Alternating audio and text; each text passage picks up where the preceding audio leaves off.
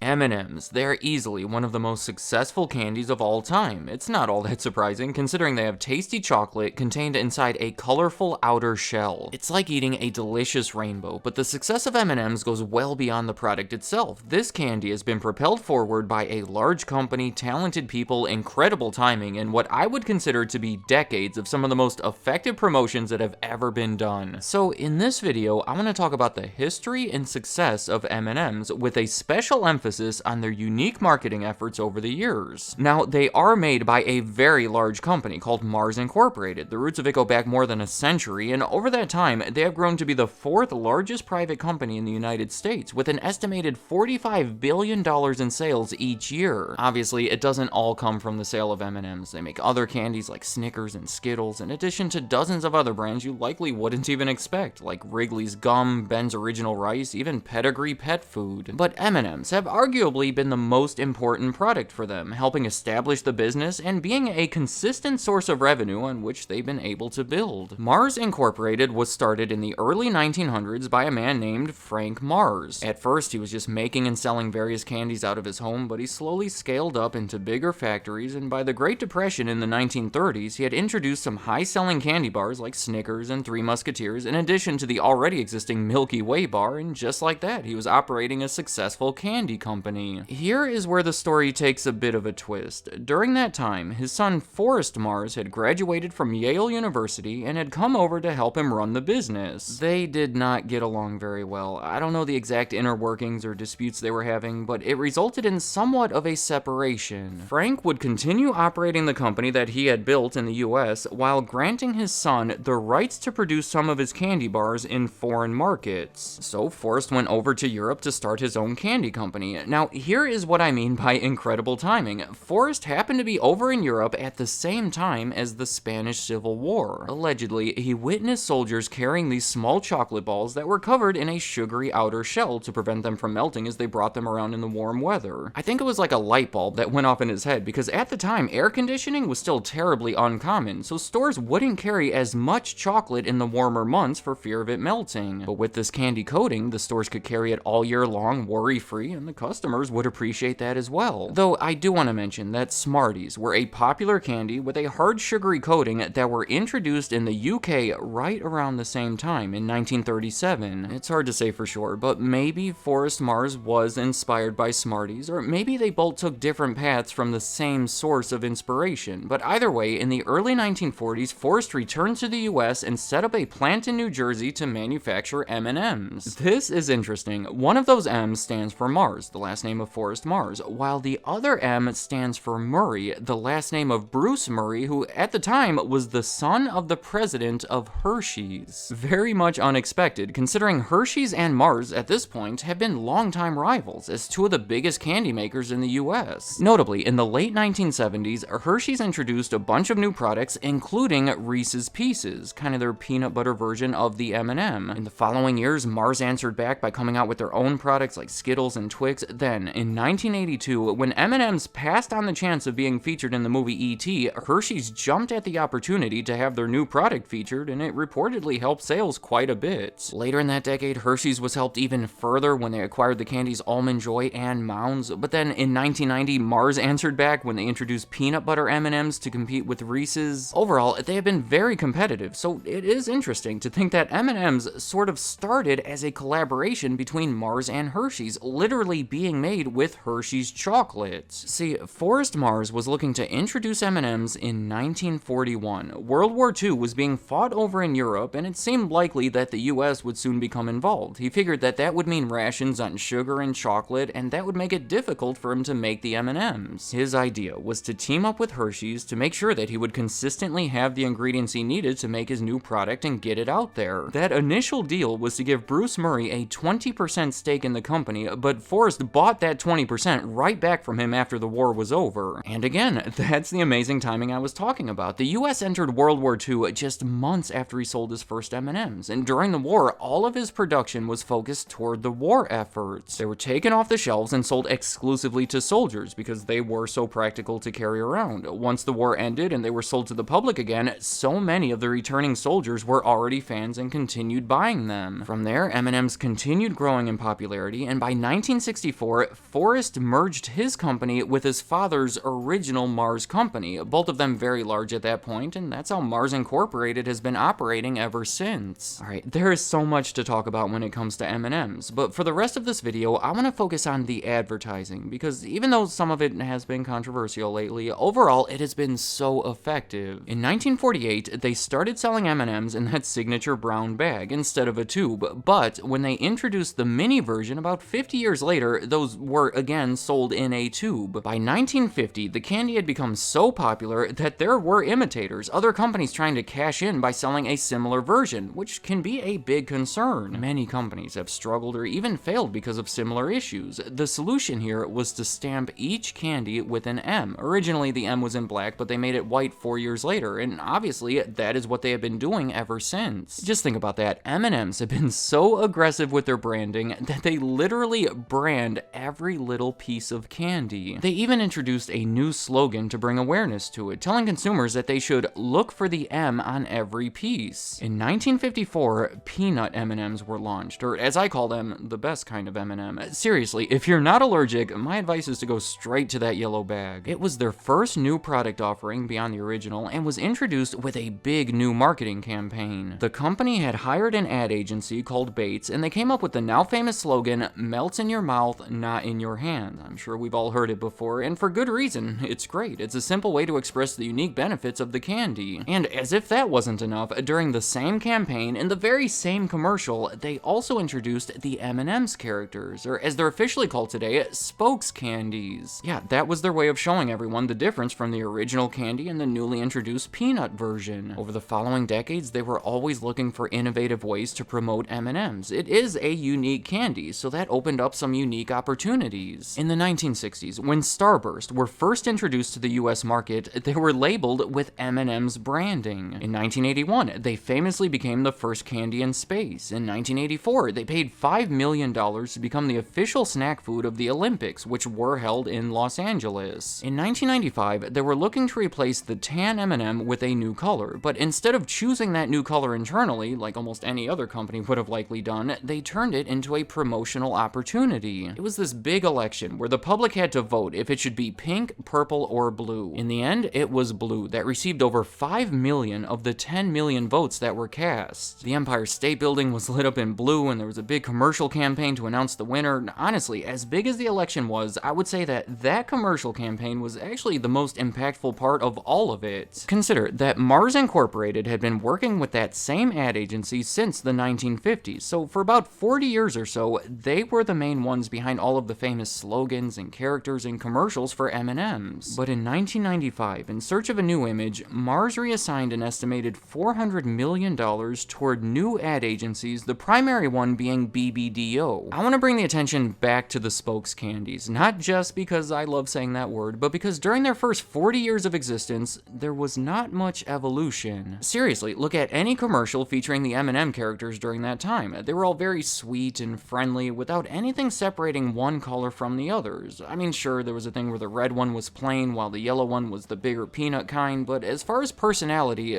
pretty much indistinguishable. Who's made of delicious milk chocolate? We are, sir. I can't hear you. All of that changed in 1995. The new agency took inspiration from the traditional format of sitcoms, where the cast of characters would all have very different personality traits, starting with the red and yellow ones, but slowly introducing new characters over the years as new products came out, or if it appeared that the brand needed a boost in awareness. If you're familiar with the show The Flintstones, you'll probably see how characters like Fred and Barney helped influence the personalities of red and yellow. All of these ideas were happening, by the way, just as America was voting for Blue to become the next new M&M, so logically, Blue was the next new character to be introduced. He was like the worry-free, cool character. They even made a series of funny commercials where red and yellow were painting themselves or holding their breath so that they could become the new spokes candies for for the blue M&M. Only 2 years later, they introduced the green M&M character. It had always been a big rumor that the green M&M was somehow an aphrodisiac, so they created green to be a seductive female character. After only another 2 years, orange was introduced as the crispy M&M to promote their new product, but he has since been reassigned to promote the pretzel variety. Orange is pretty funny because he's always nervous that somebody's going to eat him. Then, 13 years went by before Ms. Brown was introduced in 2012. She's kind of like the intellectual, sophisticated type. I mean, she is wearing glasses after all. Finally, purple was introduced in 2022, designed to represent acceptance and inclusivity. A little tangent about purple. She was never a spokes candy before, but the purple M&M itself seems to keep coming and going. It was one of the original colors until it was replaced by tan in 1949. Then, when they went to replace tan in 1995, purple lost the vote against blue, but then in 2002 there was another vote that purple actually won, but it didn't stay for long. And now here we are again with purple back in the mix, seemingly in a bigger way because of the character, so maybe it is here to stay this time. I do have to mention that these spokes candies have been so controversial lately. It's really not the focus of this video, so I don't want to go too deep into it, but in short, in early 2022, they were given updated looks. Most notably, green was redesigned with a less seductive appearance, wearing sneakers instead of boots. There was backlash there. The introduction of purple as the first female peanut M&M had its own backlash. Then, in early 2023, they announced that the spokes candies would be leaving indefinitely and replaced by comedian Maya Rudolph, which was pretty much just a marketing gimmick, attempting to capitalize on all the conversation that they were already generating. They made their big return in a Super Bowl commercial, seemingly here to stay. I mean, they've been one of the biggest promoters of the brand for almost 70 years now, so yeah,